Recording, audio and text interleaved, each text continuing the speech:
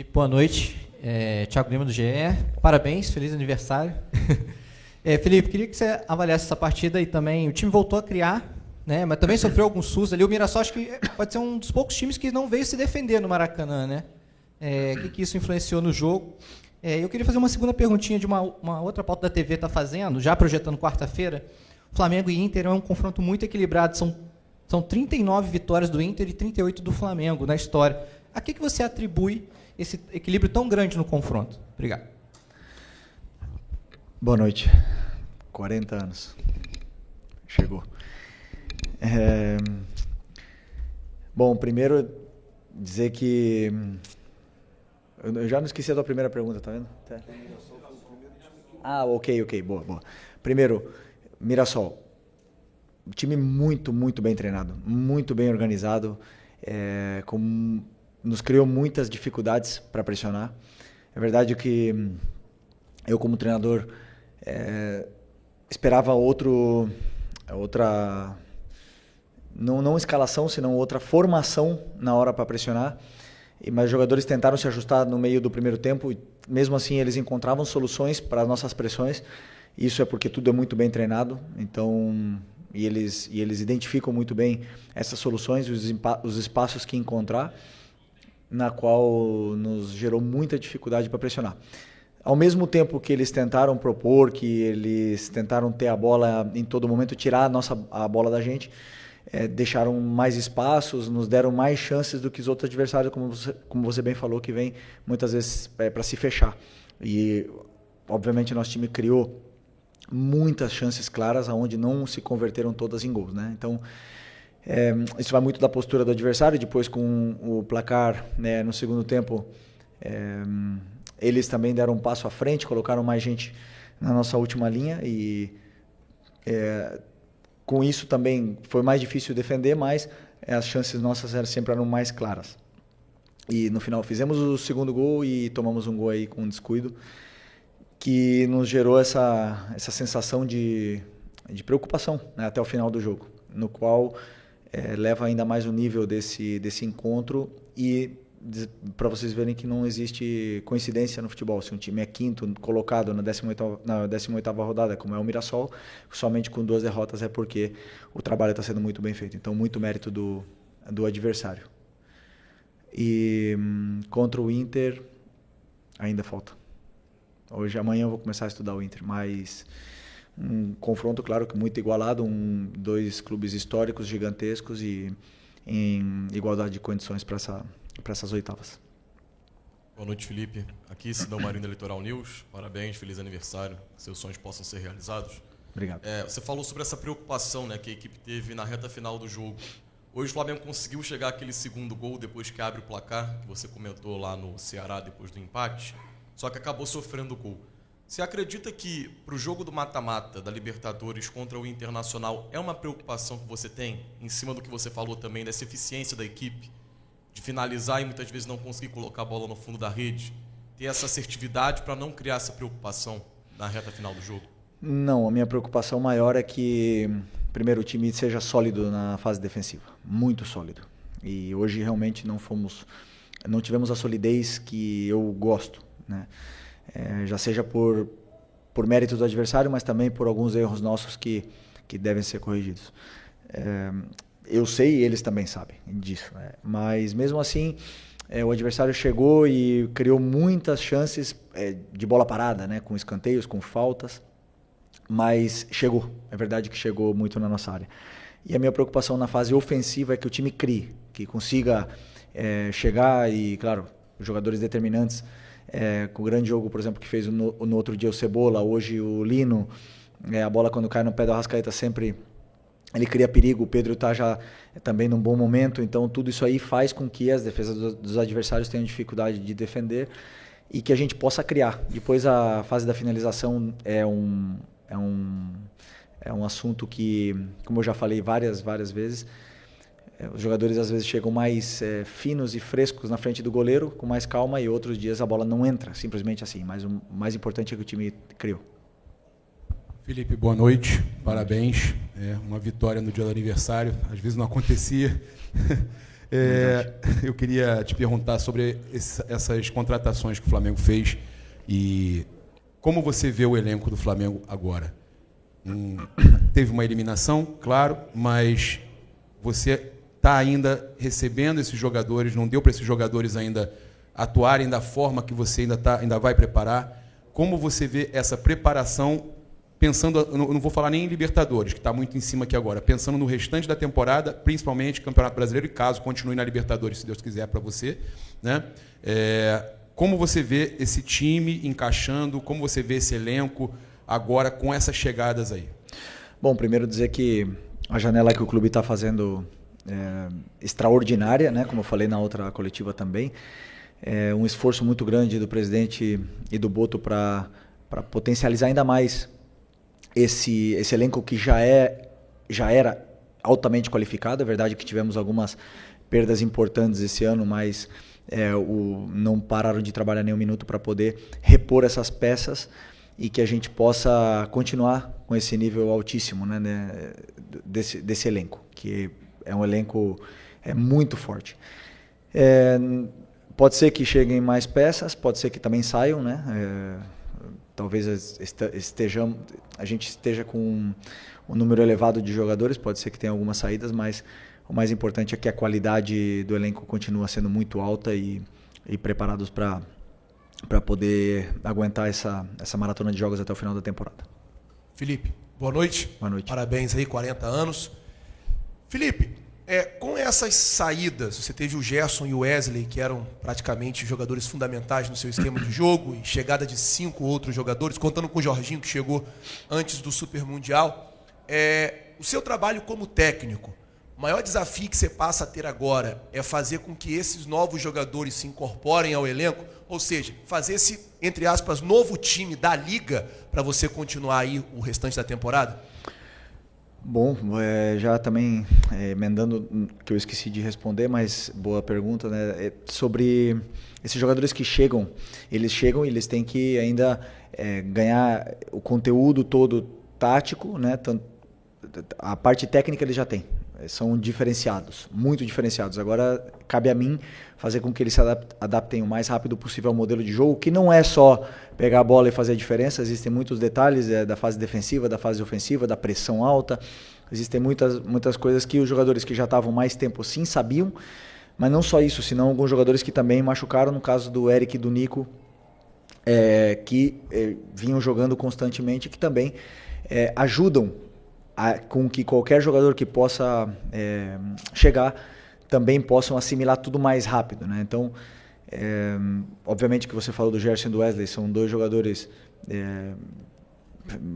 extraordinários que saíram, e agora nós temos jogadores jovens, novos, que também têm fome e ambição de fazer história aqui no Flamengo, a sua história. Então, acredito que vai ser rápido essa adaptação desses novos jogadores, porque treinamos sempre em função do que é o modelo de jogo e o plano de jogo, então vai ser rápido. Aqui Felipe, boa noite, parabéns pela vitória, pelo dia de hoje. Marcos Martins, do canal da QCRN. Você comentou sobre a questão da característica do Mirassol, uma equipe ofensiva que tentou propor jogo, e você considera que o Flamengo, em algumas ocasiões, apresenta dificuldades contra equipes que não decidem marcar no bloco baixo unicamente e apenas se defender, como foi contra o Cruzeiro, por exemplo, que marcou pressão, especialmente no primeiro tempo, dificultou o jogo do Flamengo lá no Mineirão, e contra outras equipes também que o Flamengo enfrentou que não se dedicaram apenas ao aspecto defensivo. Você pensa em variações táticas para sair desse tipo de situação onde as equipes acabam neutralizando o Flamengo de alguma forma? Na outra coletiva a pergunta era se os times se fechavam e criavam dificuldades para o Flamengo. Agora são os times que jogam que criam dificuldade? Sempre, todos os times criam dificuldades para o Flamengo. Todos, os que jogam, os que não jogam, os que se defendem em bloco baixo, os que pressionam alto, os que não pressionam. Todo adversário tenta anular e fazer um plano para anular o Flamengo e os adversários que venham pela frente. Então sempre são adversários complicados. E o Mirassol tem, como eu falei, um trabalho muito bem organizado, onde eles sim tentaram propor e tentaram sair da nossa pressão e conseguiram muitas vezes com êxito, também não todas, porque nós também roubamos bolas e criamos chances de gol a partir da perda da bola deles, mas é um adversário que teve muito mérito no que é no que é o seu plano de jogo, que não é igual, nem um pouco parecido com o que foi o Cruzeiro no Mineirão, nem um pouco, mas é um trabalho muito diferente. A forma que o Mirassol e o trabalho que desempenhou aqui dentro do Maracanã, talvez, posso estar enganado, posso não estar lembrando, foi a equipe que melhor jogou contra o Flamengo no Maracanã durante esse ano, na qual tenho que dar parabéns para o treinador. Estou feliz por causa que ganhamos o jogo, mas tenho que reconhecer que eles foram muito bem no jogo e foi um jogo igualado, na qual nós fomos mais determinantes nas áreas. Felipe, Raíssa Simplício da Gol Brasil e da revista Placar, parabéns, feliz aniversário para você. Obrigado. Eu queria te perguntar sobre o Saul, acabou não entrando em campo hoje, mas você falava do Gerson, até você falava, vocês enxergam o Gerson de um jeito, mas eu gosto de colocar ele para jogar de outro jeito, e eu queria entender de você como é que você enxerga o Saul nesse time. Sei que ele ainda está pegando ritmo, se adaptando, mas se você vê ele jogando mais como segundo volante ou jogando mais como meia ali pela direita, enfim. E, se me permite, rapidinho, o Vinha e o Juninho Michael ficaram de fora da lista dos relacionados. Você acabou de falar essa questão do elenco, né, que está com bastante jogadores. Eu queria entender como é que foi o seu critério para decidir, por exemplo, deixá-los de fora hoje. Qual foi a primeira? Sobre o Saul. O Saul, desculpa. Sim, já lembrei.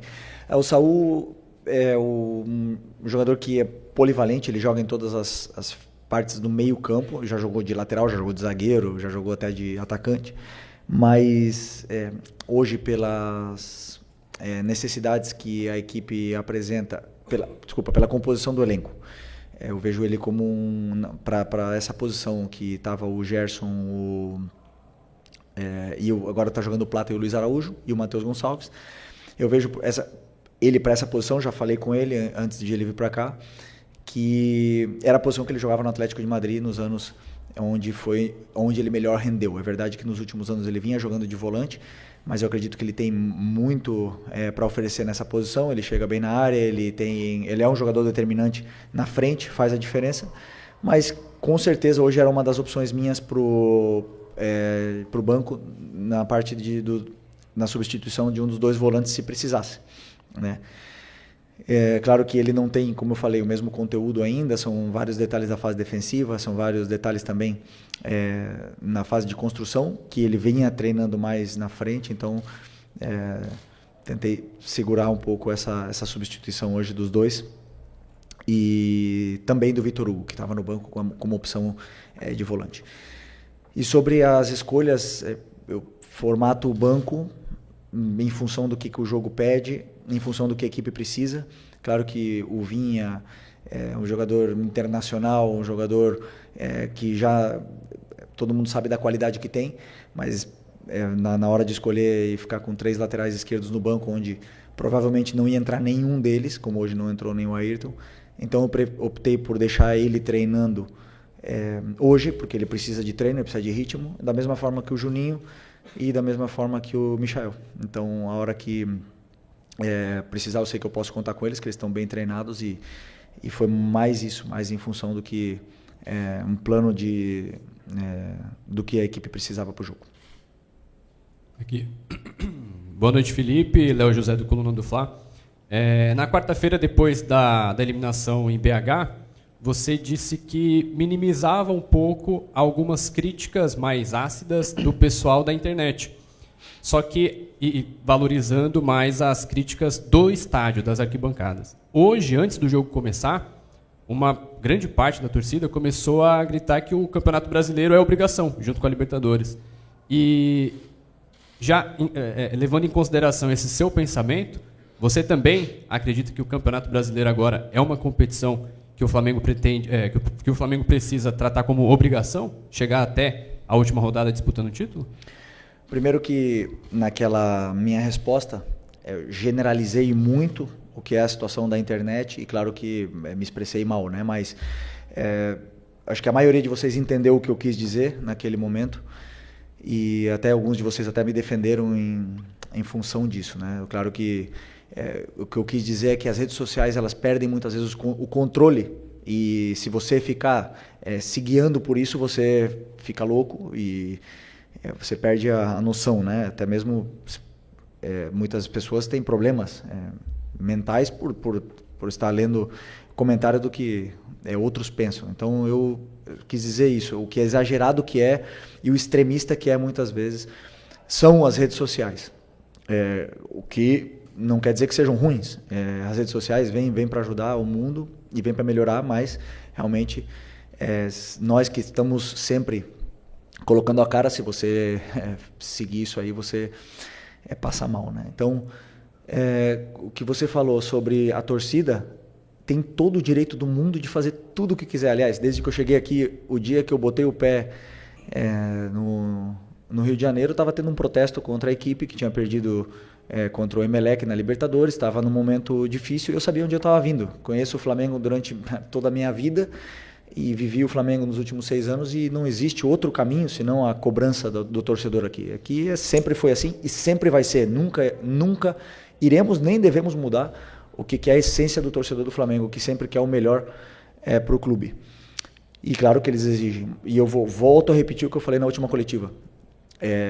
Nós temos a obrigação de dar nossa vida pelo Flamengo. Enquanto nós estamos aqui dentro, nós temos a obrigação de fazer tudo, de que o Flamengo seja prioridade na nossa vida antes que a família.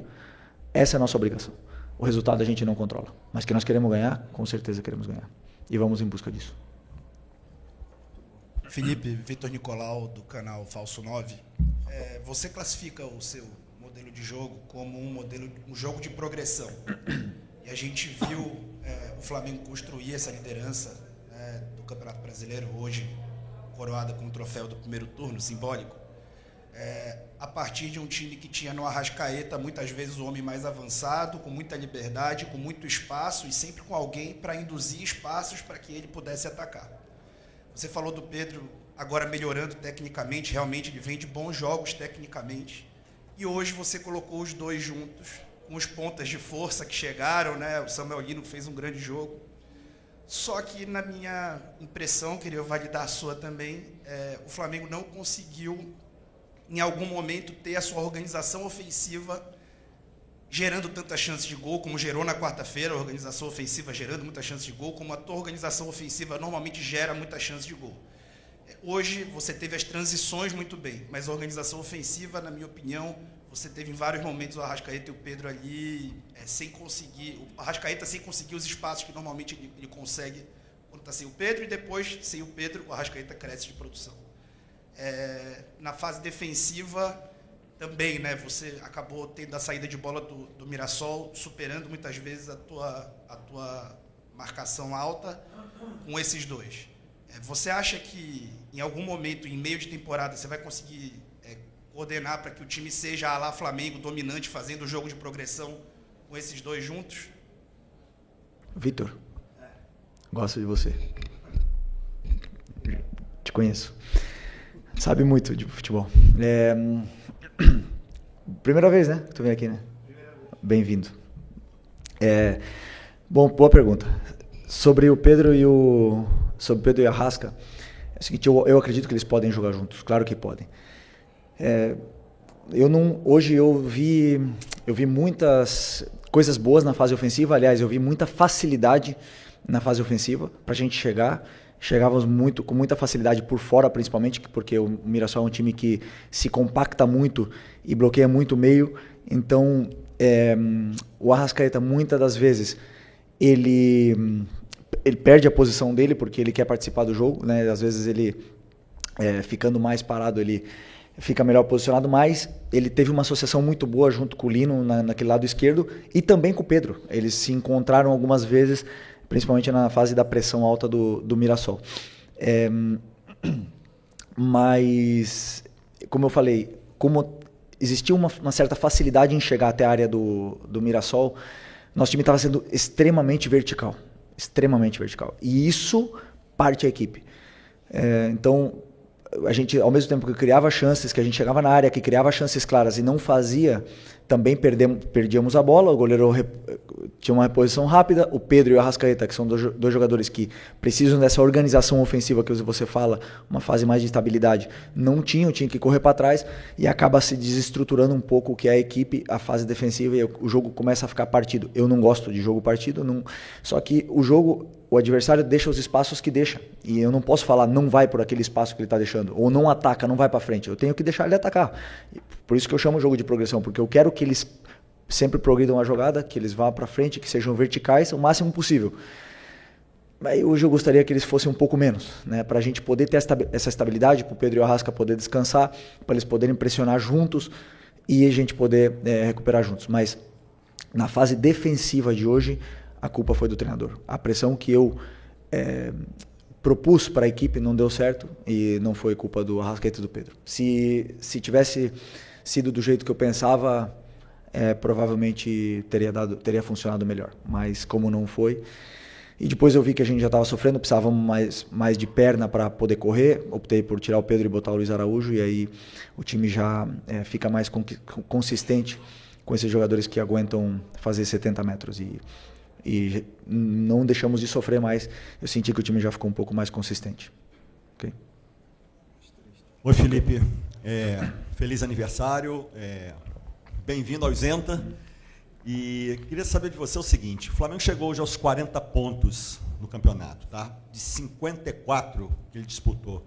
Isso dá uma média ali de 74% de aproveitamento na competição. Independentemente do jogo que falta, que é contra o Sport lá em Recife, o Flamengo já, como disse o colega aqui, simbolicamente ele fechou o turno na frente. O que numa competição de pontos corridos, historicamente, o time, quando fecha o turno na frente, ou ele bate campeão, a maioria das vezes, ou ele disputa, normalmente, o título mesmo não sendo campeão. Eu quero saber o que isso representa para você na formatação e na sequência aí do trabalho, mesmo faltando esse jogo que ainda falta. E só um detalhezinho em relação já ao jogo contra o Inter. Como é que está o Nico de la Cruz? Ele estará à disposição, pode estar à disposição para quarta-feira? Sobre... os pontos, então 40 hoje, podendo fazer 43 no primeiro turno, é isso? Ok. São bons números, claro que poderiam ter sido melhores, mas também poderiam ter sido piores. Para mim, não significam nada, a não ser que temos que ganhar o próximo, e vai ser contra o Inter, né? Então vai ser difícil, vai ser fora de casa, e nós temos que tentar ser o mais consistentes possível daqui até o final. Eu, desde que eu cheguei no Flamengo, todos os anos que eu cheguei no Flamengo, quase sempre a gente teve que perseguir o líder, né? Em 2019 perseguimos no primeiro turno e acabamos conseguindo virar essa vantagem, tomar a liderança e ficar até o final. E em 2020 também, não éramos líderes, acho que era o São Paulo durante muito tempo, depois foi o Inter, depois a gente retomou e sempre foi perseguidor. Eu acredito que para ganhar um campeonato nacional, um campeonato de formato de liga, você tem que primeiro começar bem, porque depois fica muito difícil você não poder ceder pontos em nenhum momento, e ser o mais consistente possível nesses jogos, porque assim, jogar contra o Palmeiras fora tudo pode acontecer, mas nesses jogos que são teoricamente os jogos onde você tem que ganhar, você não pode falhar, né? Porque os adversários não vão falhar, mesmo que no Brasil não tem lógica, o time do rebaixamento pode ganhar do líder. Aqui a gente já viu várias vezes acontecendo isso, inclusive nós, inclusive conosco. Então, que representa isso é motivação para seguir brigando pelo título. E sobre o Nico, tenho esperança, mas não sei se vai ser possível. Mas está perto. Felipe, boa noite. Pedro Ramos da Sintonia Esportiva. Desde que você assumiu, primeiro feliz aniversário, desculpa. Desde que você assumiu o comando do Flamengo, você sempre cita pequenos detalhes na partida, desde pressão alta, desde as movimentações do jogo. E eu queria que você comentasse sobre a saída do Rossi ultimamente, porque contra o Ceará ele saiu mal, o Pedro Raul chegou a fazer gol de empate. O Pedro Raul, depois da partida, disse que acompanhava as saídas do Rossi, que ele realmente saía mal, parava e acabava dando oportunidade para o centroavante. Hoje, no escanteio, se não me engano, o Rossi acabou saindo mal de novo e teve uma bola que ele foi encoberto, o Léo Pereira acabou salvando, que seria talvez mais 2 pontos desperdiçados com um erro individual. Eu queria saber qual o trabalho que vocês fazem sobre isso, se é algo já identificado na sua comissão técnica, até porque recentemente, pelo menos na imprensa, que o Flamengo estaria de olho em outros goleiros, não talvez para essa temporada, mas talvez para a próxima. Eu queria saber o que você pensa, não só sobre o Rossi, mas talvez sobre a necessidade de ter um outro goleiro também para o Flamengo. Obrigado. Primeiro que essa saída do Rossi nos deu e nos dá e nos dará muitas alegrias, porque eu pessoalmente eu gosto que ele saia do gol.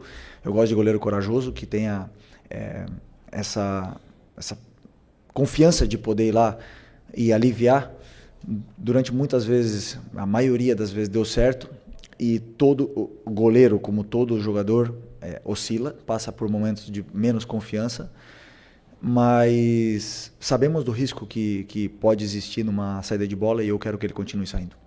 Uma opção minha. E sobre uma reposição é um assunto para o Boto, mas com certeza o Flamengo sempre está atento ao mercado, ainda mais porque pode ser que tenhamos uma saída no final do ano. Buenas noches, Okay. Felipe. Tá bom. Aquí. Buenas noches. Primero que todo, feliz cumpleaños. Gracias. Quería preguntarte por Jorge Carrascal. No tuvimos la oportunidad de verlo. No te quería preguntar específicamente por eso, pero él llega como un camisa 10. Es una posición que suele utilizar Jordan de Arrascaeta, pero por lo general a de Arrascaeta se le va acompañando al centro delantero. Hoy, más que de 10, jugó como un segundo delantero, me dio la sensación. Y quería preguntarte, después de ver más de una semana a Carrascal, ¿dónde lo ves? ¿Qué rol cumpliría? ¿Más cercano al delantero? ¿Más como un 10? ¿O incluso quizás en esa posición que muchas veces utiliza Jorginho y que era un rol que en algún momento estuvo pensado como para Nico de la Cruz? Bueno, primero es un jugador con un talento y una calidad gigante, muy grande, tiene muchísima calidad, se nota, lo hemos visto esta semana. Hoy lo tenía casi seguro de que iba a ponerlo, tenía muy pensado el cambio de Arrascaeta y que él entrase por Arrasca, pero sentí en ese momento que el equipo necesitaba presionar más al Mirasol, necesitaba gente que tuviera más presión, sobre todo en los detalles micro ahí de la presión alta que ya tiene muy bien incorporado Bruno y Plata, y Carrascal aún no tiene tanto estos entrenamientos de presión, por eso opté por no ponerlo por la fase defensiva, pero la fase ofensiva seguro que nos daría mucho, tiene mucha calidad, es un jugador que yo tengo una esperanza de que sea ídolo de este club dentro de los próximos años, porque es el típico jugador que al aficionado le va a encantar ver por lo bien que trata la pelota. Y después, contestando tu pregunta sobre la posición, yo le veo en la misma posición que jugó Arrascaeta hoy. Sin embargo, él me dijo que puede jugar tanto abierto como en la posición en derecha también. O sea, en las 4 posiciones de arriba, él puede jugar en las 4. Entonces, con la cual va a tener muchos minutos durante la temporada, hay partido para todos y sin ninguna duda va a ser un jugador, pero va a ser un jugador importantísimo para mí, para nosotros. Obrigado, boa noite, pessoal.